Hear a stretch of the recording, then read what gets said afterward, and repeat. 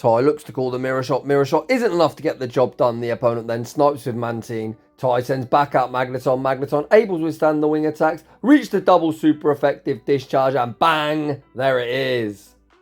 Shout out to one of the OGs, the one and only Oxford U for that quote. So welcome back to the channel. Today we're going to have quality over quantity. As you can hear, my voice is still very sore. So we're going to have a shorter video than usual.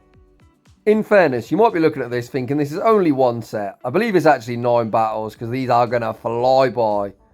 We've got a battle submission from my friend, the King of Entertainment. He has got 2 very impressive Shadow Glass Cannons in the form of Magneton and Dragonite, and the surprise nuker with Poltergeist Shadow Dusclops. Without any further ado, let's get into the battles. And in game 1, Tai leads Shadow Dragonite into Miltank. Not fantastic. Because they're super spammy and Dragonite cannot tank a hit for shit. The opponent is able to outpace to the body slam that they reach after just 3 rollouts. Tai shields the first, is then going to heavily overfarm and catch the double resisted body slam on the save switch of Dusclops. This spooky ghost will be giving the team some very much needed bulk today, as both Magneton and Dragonite are insanely glassy. The opponent rebanks a boatload of energy, then send out the Quagman. The opponent fires off the Aqua Tail, and you can see Dusclops tanks that reasonably well. Tai builds to the Poltergeist, baits with the Ice Punch, forcing the protection, and then able to reach the Poltergeist on the CMP. Tai. We've seen Dusclops able to withstand a further Aqua Tail, and the question is, does the opponent respect the damage? Poltergeist goes unshielded. Get that Quagsire off my screen. Tai not getting starstruck by the big boom, goes for that wham bam combo play, pivots out into Dragonite. Unfortunately, no Big Mac or fries is served, as the opponent's like, nah, I'm going to shield up the incoming Dragon Claw. Tai's like, fine, we're going to put it all on Magneton. Magneton will be able to resist everything in Miltank's arsenal, although Ice Beam did not look resisted. The opponent then forced to pivot out into the Toxic Nipple, but the Toxic Nipple not going to appreciate this discharge. Almost gets the one-hit KO. Tai can now shield up the brine, commit to the Volt Switch farm down, leave with the charge move banked, and we're going to be off to a very quick 1-0 start. GG's, and thanks for playing. Heading into the next battle, we lead Shadow Dragonite into Dubwall, another very spammy normal type in the lead. The opponent is going to be able to outpace to the body slam. Last time we saw Tai looking to keep Dragonite healthy. This time he opts to tank the damage, and you can see Dragonite already finds itself deep in the red. Tai builds to the super power, baits with the Dragon Claw, which the opponent shields. We then see Tai make another double resisted body slam catch onto Dusclops. Despite sneaking the Hex, when switching it in, the opponent able to save Dubwall as the potential third shield. As normal does double resist Ghost. Out comes Empoleon. The opponent fires off the Drill Peck. Perhaps they're not running a legacy move. I don't know why you'd throw Drill Peck and not the Stab Hydro Cannon, but Tai not complaining, forces a Protect Shield with the Ice Punch. The opponent able to get the full Steel Wing farm down, and let's go Magneton. The opponent actually had Hydro Cannon the entirety of the time. Look at the Volt Switch damage. Empoleon gets deleted in the blink of an eye. Out comes Shadow Vic. Tai looks to farm up to the double Magnet Bomb. You know the drill. The first one will be forcing the opponent's final Protect Shield, and the second one will be removing this stupid Razor Leafer from our screen. Get wrecked Victory Rail, pivot out into Dragonite, get the Dragon Breath farm down, and that is going to be all she wrote. Heading into the next battle. This time we see the Steel Penguin in the lead. Usually Dragonite and Empoleon are 2 best buddies, but in this scenario they find themselves facing off against one another. Again, you can see Dusclops Bolt coming in clutch, able to withstand the Hydro Cannon and reach the Poltergeist. Poltergeist went shielded. I was almost ready for another boom, but unfortunately the opponent knew better. We might have been temporarily denied of our boom, but with this team, you know plenty more are coming. Tai sends out Magneton. Magneton shields up the incoming Hydro Cannon.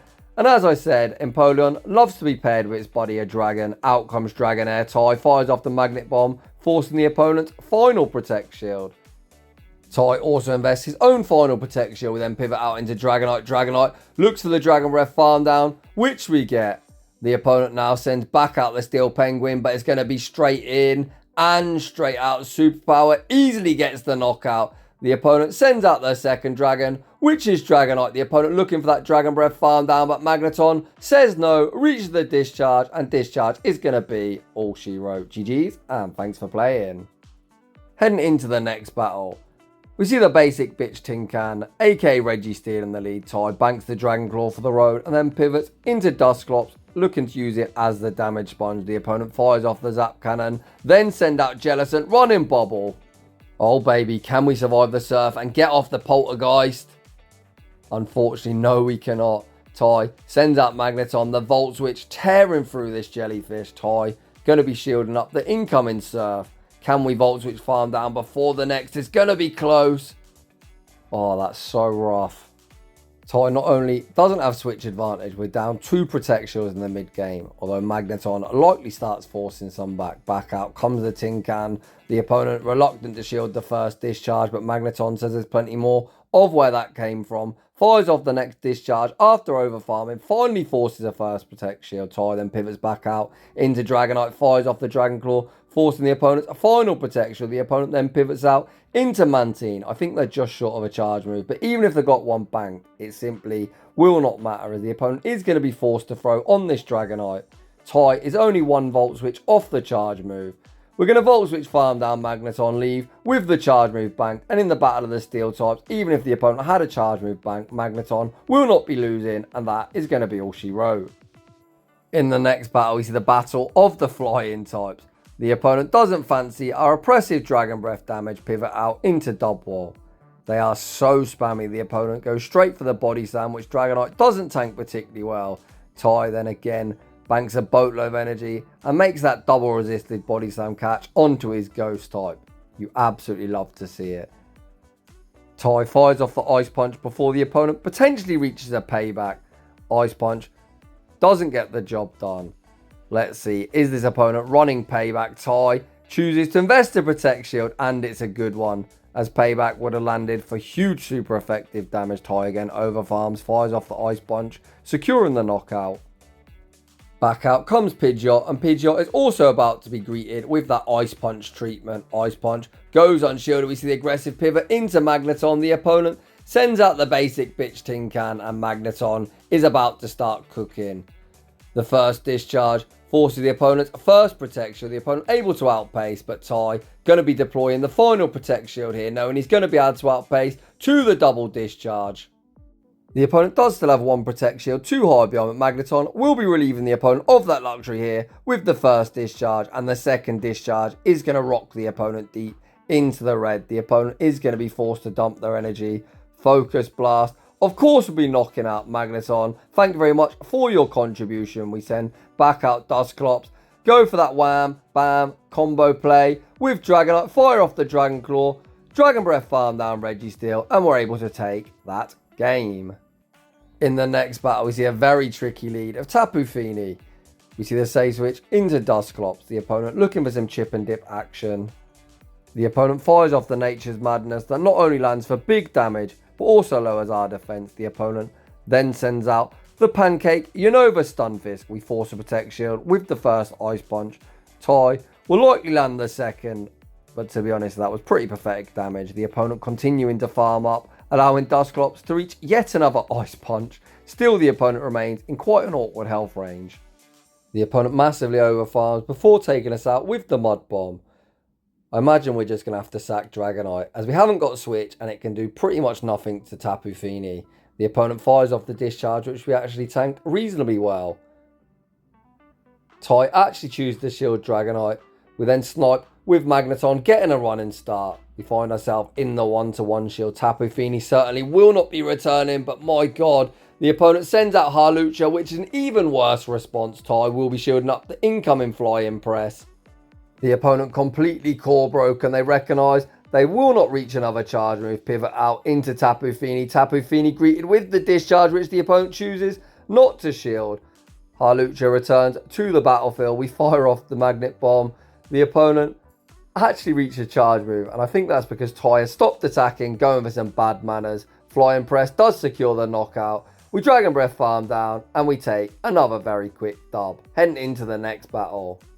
We see the UFO in the lead. Ty pivots out into its baby brother, and we see the battle of the family members. Ty respects a potential wild charge. The opponent baits with the mirror shot and then send out Gligar. They actually go straight for an aerial ace. We might be glassy, but aerial ace is double resisted as both steel and electric resist flying type damage, and aerial ace is an absolutely shit move, hence I normally call it aerial arse. The opponent, not even building up to the dig, has put them in a tricky spot as Magneton able to force a protect shield. With the next Magnet Bomb, and the opponents still need to dig to take us out. They throw yet another aerial ace. Ty then snipes with Dragonite, gets the Dragon Breath farm down, back out. Comes Magnezone. Ty builds to the superpower, baits with the Dragon Claw. Dragon Claw forces the opponent's final protect shield, and they are going to need to wild charge to knock us out. Ty looks to call the mirror shot. Mirror shot isn't lethal. The opponent snipes with Mantine. We send back up Magneton on a fraction of HP. We're able to withstand the wing attack damage, reach the discharge, double super effective damage, get that Mantine off my screen. Out comes Dusclops with a protect shield, too high behind. Luckily for us, this is not a Shadow Magnezone, so one wild charge will not be lethal. The opponent baits with the mirror shot, but no bait will be saving this opponent's fate. Wild charge simply doesn't get the job done. Ty reaches the Poltergeist and gets that bad manners. 1 HP, boom, bang, there it is. Heading into the next battle. We see the two friends once again facing off against one another, so Ty pivots into his save switch of Dusclops. Again, we're going to see the instant no shield deployed. The opponent fires off the Hydro Cannon. The opponent continues to stay in, and Ty is going to full send the Poltergeist. Does the opponent respect the damage? Apparently, a lot of trainers know about the Poltergeist nuke, which is quite disappointing, but Ty has managed to wrangle himself, shield advantage, and we're going to send out the Magnet. Of course, we're going to block up the incoming Hydro Cannon, and I imagine the opponent is going to send out a Dragon. The opponent actually opts to stay in, look to force our final protection, and Ty's like, fine, I'll just take all the energy in the world. To my surprise, no Dragon does enter the battlefield. Out comes Gligar. Gligar greeted with the Shadow Magnet Bomb, which goes unshielded. Ty fires off the Nest Magnet Bomb, looking to secure the knockout or force the final protect shield. No shot. Tell me we did not just catch the dig. The opponent actually throw the aerial ace. We've either got cat-like reflexes or can see into their future. They threw the aerial ace, which did big damage on Dragonite. Out comes Kingdra. Kingdra able to snipe by Dragonite. We reach the discharge. Discharge does get that one hit KO, but as the opponent threw the aerial ace, they're going to reach one further aerial ace, and despite this being double resisted, it is going to knock out, and we're going to take a heartbreaking loss. Huge shout out to my friend Ty. Long live the king of entertainment for yet another very fun battle submission here in the Remix Cup. So if you're enjoying the content, smash that like button. If you're new, consider subscribing if you'd like your battles, like Ty did, featured on my channel. My battle submission form is linked in the description down below. And as always, a huge thank you to everyone for watching, and I'll see you all in the next one.